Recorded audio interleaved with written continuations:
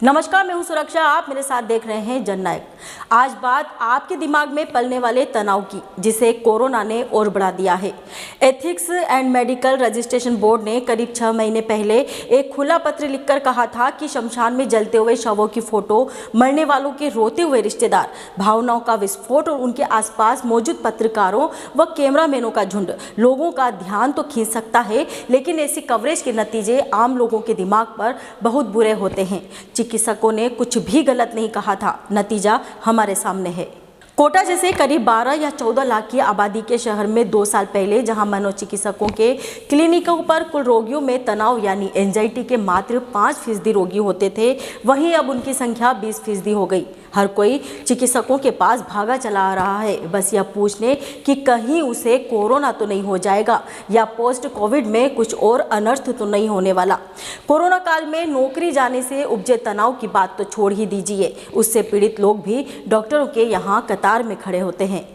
Depression के patient बहुत बढ़ गए, एंजाइटी के पेशेंट बहुत बढ़ गए, फियरफुलनेस के पेशेंट बहुत ज़्यादा बढ़ गए। डर लगा रहता है कि कहीं कोरोना हमें नहीं हो जाए।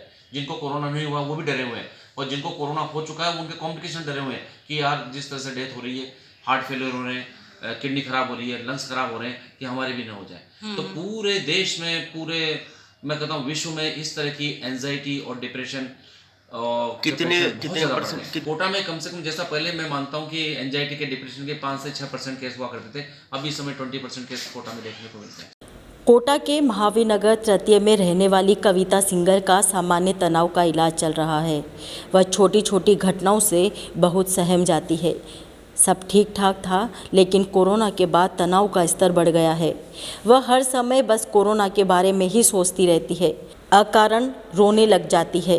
कविता अकेली नहीं है, ऐसे रोगियों की संख्या पिछले 2 साल में 5 गुना तक बढ़ गई है।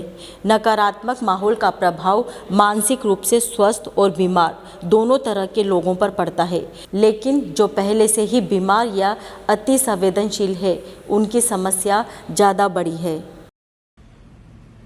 कोरोना की महामारी जब से आई है, इसने हमारे मानसिक स्वास्थ्य पे बहुत ही गंभीर प्रभाव डाला है।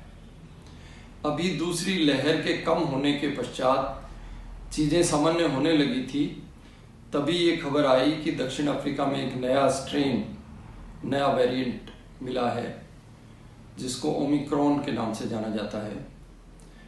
कहा जा रहा है कि ये बहुत तेज़ी से फैलता है और संभवतया वैक्सीन का भी इस पर कोई ख़ास असर नहीं होता है।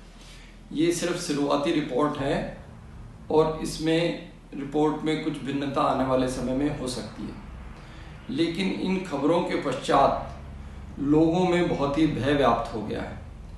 ये भय उन लोगों में ज़्यादा है जिन्होंने अपने परिजनों को दूसरी लहर में या पहली लहर में खोया है। ऐसे लोग इस बात से अत्यधिक चिंतित रहते हैं कि उनको कहीं फिर से कोरोना नहीं हो जाए, और वैक्सीन का इस पे इफेक्ट नहीं होता, ऐसे कुछ शुरुआती रिपोर्ट्स हैं। इसको लेके और भी ज़्यादा चिंता है। तो इस वक्त जैसे सर्दी का मौसम है, तो जो सामान्य सर्दी जुकाम जैसी बीमारियां हैं, उनको भी लोग कोरोना समझ बैठते हैं, और चिकित्सक के विश्वास दिलाने के पश्चात भी कि इसमें कोरोना की पुष्टि नहीं होती, फिर भी उनको ये चिंता सताती रहती है। नकारात्मक बातें हमारे दिमाग पर बुरा असर डालती है। जुलाई अगस्त तक हम कोरोना की दूसरी लहर से परेशान थे। इसके बाद माहौल थोड़ा खुलने लगा, लोग सामान्य हुए, और अब फिर से कोरोना के नए वेरिएंट ओमिक्रॉन का भय सामने दिख रहा है। ऐसे में लोगों के दिमाग में तनाव का स्तर फिर से बढ़ गया है। यानी मैं आपको बताती हूँ कि नेगेटिव माहौल में दिमाग में क्या असर होता है।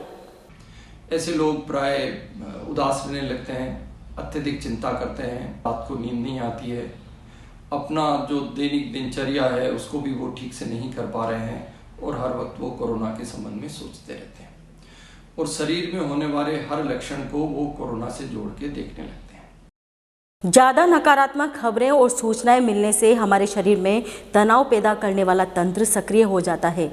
इससे दिमाग अलार्म देने लगता है कि बहुत मुश्किल स्थिति है। लोगों की यह स्थिति नकारात्मक सूचनाओं को लगातार सुनने से घर बैठे बैठे हो रही है। भले ही आप बीमार हैं या नहीं, ऐसे हार्मोन्स रिलीज हो रहे हैं जिनसे शरीर में तनाव पैदा हो रहा है। इस स्थिति में लोगों की उम्मीद कम हो रही है, इसका असर आपके मन पर पड़ता है।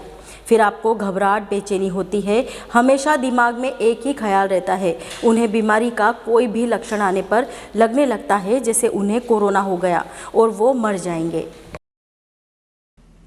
तो एक मनोचिकित्सक होने के नाते मैं आपको ये कहना चाहूँगा कि हमारे पास फिजिशियन खूब ऐसे पेशेंट रेफ़र करते हैं जिनको वास्तव में सामान्य मौसमी बीमारी है, उसके साथ साथ वो मानसिक परेशानियां झेल रहे हैं।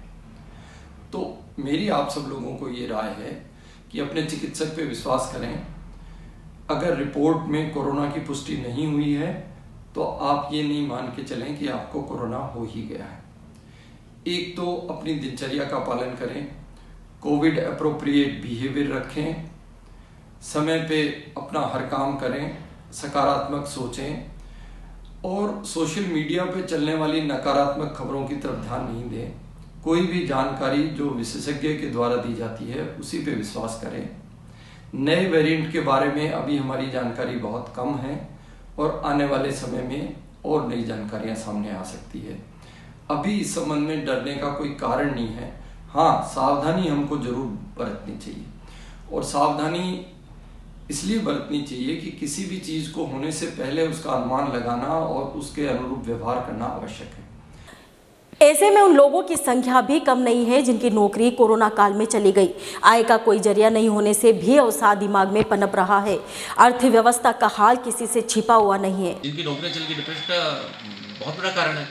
जो पहले फैक्ट्री में नौकरी का काम करते थे, डेली मजदूर थे बेचारे बहुत सारे, उनको नौकरियां नहीं मिली, वो डिप्रेशन में आ गए। बहुत ज्यादा तनाव है ये तो, क्योंकि अभी जो नए वेरिएंट की जो ही बात चलती है कि नया वेरिएंट आ रहा है, तो वो सबसे पहले वो घबराते हैं जिनको पहले कोरोना नहीं हुआ है। वो इसलिए घबराते हैं कि हमारे को कोरोना नहीं हुआ, हम बच गए उससे, किस तरह से कहीं ऐसा नहीं हो ये दोबारा हमारे ऊपर अटैक कर जाए। और कुछ मेडिसिन भी देनी पड़ती है, एंजियोलाइटिक मेडिसिन देनी पड़ती है, एंटी डिप्रेसेंट मेडिसिन देनी पड़ती है, ताकि अपना मानसिक स्वास्थ्य तो कम से कम वो स्वस्थ रहे। डॉक्टर कहते हैं नकारात्मकता बहुत बड़ा फैक्टर है। कोई बुरी खबर देखने पर उस समय आपका मूड खराब हो जाता है और जब ऐसी खबरें हमेशा देखते रहें तो आपका मूड लगातार नेगेटिव रहने लगता है, जो आगे चलकर एंजाइटी और डिप्रेशन में भी तब्दील हो सकता है। इसलिए अच्छी खबरें देखिए, खुश रहने का प्रयास कीजिए। कोरोना से बचाव के लिए डॉक्टरों की सलाह मानिए। समय अभी खराब है, ऐसे में यह तो आप लिख कर रख लीजिए, अगर वक्त वो नहीं रहा तो यह भी नहीं रहेगा। तब तक आप जननायक देखते रहिए, जननायक पढ़ते रहिए और हमारे चैनल को सब्सक्राइब करना ना भूलिए। धन्यवाद।